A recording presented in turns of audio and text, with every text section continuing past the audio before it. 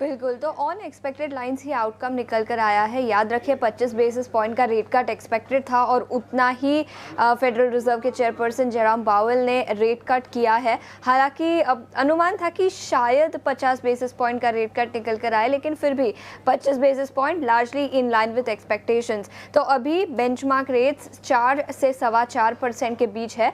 ये तो एक्सपेक्टेशन के अनुमान है, लेकिन याद रखिए काफ़ी important commentary interest rate trajectory को निकल कर आई है और उनका कहना है कि 2 और रेट कट इस ही कैलेंडर ईयर में नजर आ सकते हैं, अक्टूबर और दिसंबर में। यानी सितंबर अभी पहला रेट कट किया गया इस साल का, और इसके बाद अक्टूबर और दिसंबर में दूसरे रेट कट्स आते हुए नजर आ सकते हैं। तो टोटल करीब 75 बेसिस पॉइंट्स या उससे ज़्यादा का रेट कट इसी कैलेंडर ईयर में नजर आ सकता है। जैसे आपने बताया, काफ़ी कुछ कमेंट्री निकल कर आई है लेबर मार्केट को लेकर, लेकिन सबसे पहले इन्फ्लेशन पर नज़र डालेंगे। उनका कहना है कि 2027 के एंड तक 2% से ज़्यादा इन्फ्लेशन रह सकता है, उसका अनुमान है।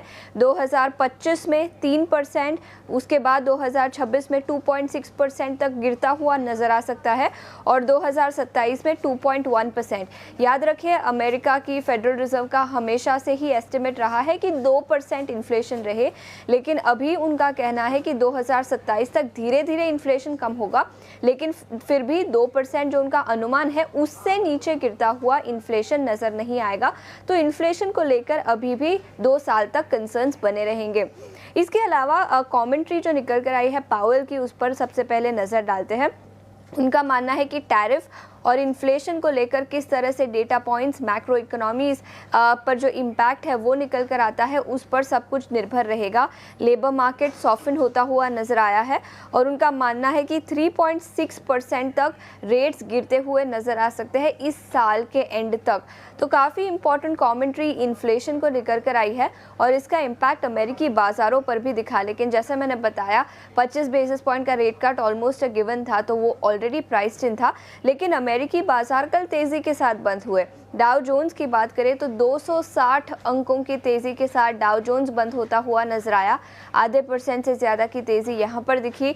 S&P 500 में हालांकि हल्की सी गिरावट दिखी।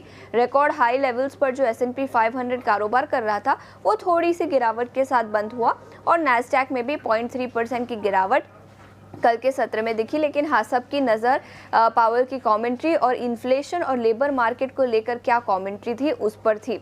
इसके अलावा यूरोपियन बाज़ारों पर नज़र डालते हैं। हालांकि यूरोपियन बाज़ार पावेल की कमेंट्री आई उसके पहले ही बंद हो चुके थे, लेकिन डैक्स में 0.6% की तेज़ी दिखी।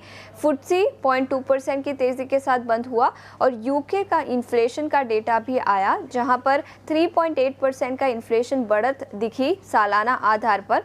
और बाकी एडवांस इकोनॉमी से कंपेयर करें तो यूके का इन्फ्लेशन सबसे ज़्यादा है, तो यूके का इन्फ्लेशन भी एक कंसर्न रहेगा।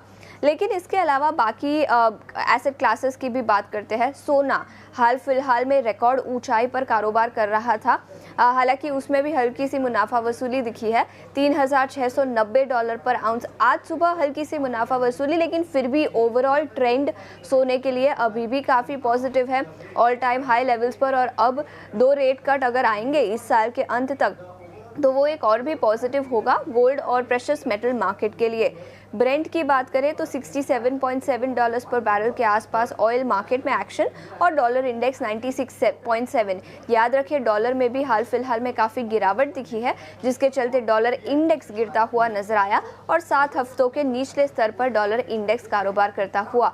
तो ऑल इन ऑल एक्सपेक्टेशन के मुताबिक ही आउटकम आया है। अमेरिकी बाजार कल मिक्स्ड बंद होते हुए नजर आए और एसेट क्लासेस में भी जेरोम पावेल की जो कमेंट्री निकल कर आई उसका एक्शन दिखा।